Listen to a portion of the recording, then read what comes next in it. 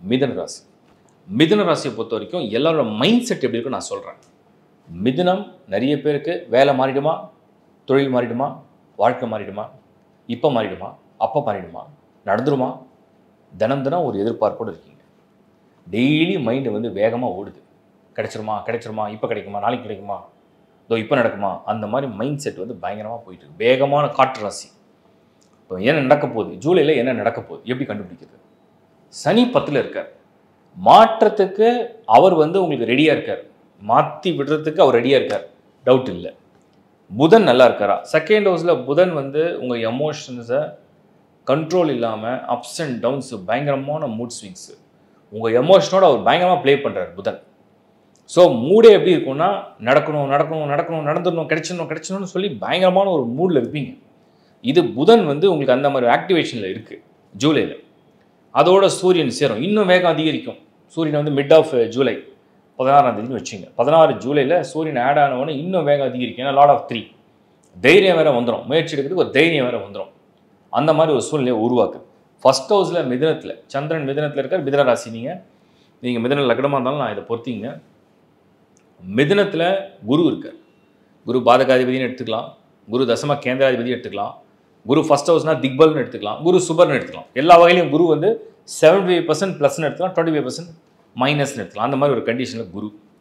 இப்போ இந்த குரு ரோல் வந்து நல்லபடியாக ப்ளே பண்ணுமா பண்ணாதான். ஃபர்ஸ்ட் ஹவுஸ்னால் உங்கள் தலை, உங்கள் மூளை, உங்கள் அறிவு, உங்கள் எமோஷன்ஸ், உங்கள் ஆசை. அந்த இடத்துல குரு வந்துட்டாருன்னு சொன்னோம்னா அதை வந்து எடுத்தோடனே ரிசல்ட்டாக கொடுக்க மாட்டார். அவர் வந்து வெறும் ஒரு ஹிண்ட் தான் கொடுப்பார். அவர் வந்து ஒரு ஐடியா தான் கொடுப்பார். ஃபர்ஸ்ட் ஹவுஸ்னால் என்னென்னா, குரு வந்து நிற்கிற இடத்துக்கு வந்து பெரிய ஆதாயம் இல்லைனாலும் கூட ஃபர்ஸ்ட் ஹவுஸ்க்கு வரும்போது ஐடியா கொடுப்பார். பயங்கரமாக திங்க் பண்ண வைப்பார். நிறைய பேருக்கு ஸ்ட்ரெஸ்ஸே வந்துடும். ஓவர் திங்கிங் மாதிரி தெரியும். என்ன ஓவராக திங்க் பண்ணுறோமே, இந்த குரு டிரான்ஸ்லேஷன் நடந்த பிறகு ஓவராக திங்க் பண்ணுறோம், நடக்குமா அப்படின்ற ஒரு. ஆனால் நான் என்ன சொல்கிறேன்னா, ஒரு ஐடியா இருக்குது. புதனே வந்து ஓவர் திங்கிங் பிளானெட்டு.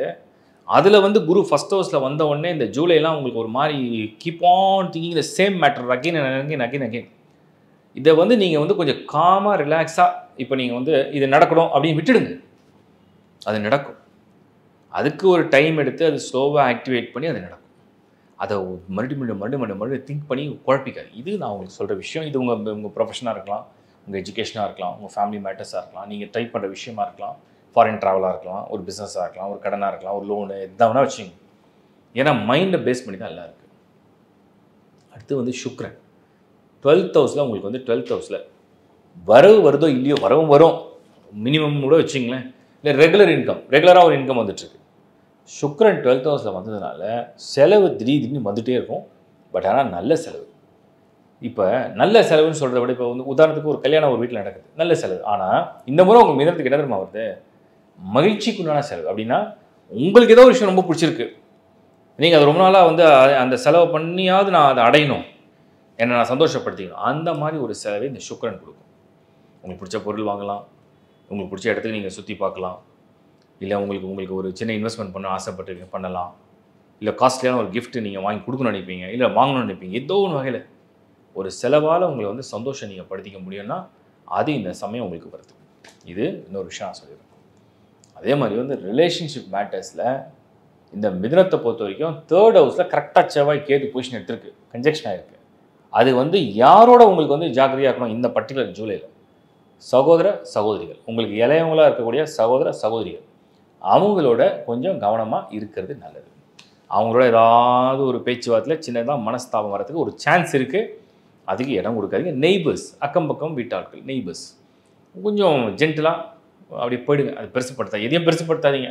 இது இன்னொரு விஷயம் நான் ஆட் பண்ணிடுறேன். அடுத்தது நான் சொல்ல வேண்டிய விஷயம் என்னென்னா, உங்களுக்கு வந்து மிதுனத்தை பொறுத்த வரைக்கும், ஏன்னா மற்ற டிரான்சிஷன் எல்லாமே அப்சர்வ் பண்ணுது, ராகு நல்ல இடத்துல இருக்கார். 9th ஹவுஸில் ராகு பயணத்துக்கும் உதவி செய்வார், புது முயற்சிக்கும் உதவி செய்வார். அப்போது என்ன மிதுனம் புரிஞ்சுக்கணும், இல்லத்தரசிகள் கூட பார்த்திங்கன்னா மைண்டு வந்து ஒரு மாதிரி ஓவர் ஸ்ட்ரெஸ்ஸாக, இல்லை ஓவர் ஒர்க்லோடு. ஏன்னா சனி 10ல் ஒர்க்லோடு அதிகமாகும். அலைச்சல், மன உளைச்சல், டெய்லி ஏதாவது நம்ம பண்ணிகிட்டே இருக்கமே, ரிசல்ட் இருக்கோ இல்லையோ, வி ஆர் டூயிங் சம்திங். இந்த அலைச்சல், மன உளைச்சல், இதை வந்து கண்ட்ரோல் பண்ணணும்னு சொன்னால் காமாக மெடிடேஷன் பண்ணலாம், ரொம்ப அழகாக பிராணாயாமம் பண்ணலாம், ரிலாக்ஸாக வச்சுக்கலாம். நடக்கிறதுன்னு விட்டுடுங்கன்ற நான். முயற்சி உங்களது, பலன் இறைவனோடது. நடக்கணும்னு விட்டுடுங்க. அது நடக்கும். அதை போட்டு ஓவராக ஸ்ட்ரெஸ் பண்ணிக்காம விட்டிங்கன்னா கூலாக ரிலாக்ஸாக எல்லாமே கைக்கு வந்து சேரும். சீனியர் சிட்டிசன்ஸ் கூட நான் சொல்கிற விஷயம், நம்ம வந்து ஒரு சாதாரண ஆள் இல்லை, நம்ம இவ்வளோ அனுபவஸ்தாலி, நம்ம இவ்வளோ அறிவு இருக்குது, நமக்கு இவ்வளோ பெரிய அனுபவம் இருக்குது, நம்ம சும்மா அப்படி இருக்கிறதுன்னு சொல்லி போராடும். மனசு வந்து பயங்கரமாக போராடும். அதை வந்து நீங்கள் வந்து கொஞ்சம் ரிலாக்ஸாக ட்ரை பண்ணிங்கன்னா ரிசல்ட்ஸ் வரும். மொத்தத்தில் மிதுனம் இந்த மாதம் இது வந்து மன ரீதியாக உங்களுக்கு வந்து ஓவர் திங்கிங் கொடுக்குற மந்த்து. அதை கொஞ்சம் காமாக மெயின்டைன் பண்ணிங்கன்னா ரிசல்ட்ஸ் பெட்டராக இருக்கணும் தான் என்னோட ஒப்பீனியன். தேங்க்யூ. இப்போ நீங்கள் பார்த்தது ஒரு மாதத்துடைய ஒரு பொது பலன். நீங்கள் உங்கள் ராசி மற்றும் லக்னத்துக்கு முதல்ல கம்பைன் பண்ணி அதை பாருங்கள். நீங்கள் சப்போஸ் ஒரு மேஷ ராசியாக இருக்கீங்க, இல்லை ரிஷப ராசியாக இருக்கீங்கன்னா அதுக்குண்டான வீடியோ ஃபுல்லாக பார்த்து அது உங்கள் மனசு என்ன சொல்லுது, உங்கள் உடம்பு எப்படி இருக்க போகுது, உங்கள் மனசு என்ன செய்ய போகுது அப்படிங்கிறது தான் அந்த ராசியுடைய பலன். அதுவே நீங்கள் லக்னத்துக்கு கன்வெர்ட் பண்ணிங்க. சப்போஸ் நீங்கள் விருச்சிக லக்னமாக இருக்குது, சப்போஸ் நீங்கள் தனுசு லக்னமாக, இப்போ தனுசு ராசியுடைய வீடியோவும் பாருங்கள். அதுதான் உங்களுடைய விதி. அந்த விதிப்படி என்ன கொண்டு போக போகுதுன்னு டிசைட் பண்ணுவோம். ஸோ ராசி மற்றும் லக்னம். ராசி என்பது உங்கள் மனசு, அதுக்குள்ள ஈடுபாடு, அதுக்குள்ள முயற்சி. லக்னம் என்பது உங்களுடைய விதி. இந்த கம்பேரிஷனோடு நீங்கள் வந்து வீடியோ பார்க்க பழங்க.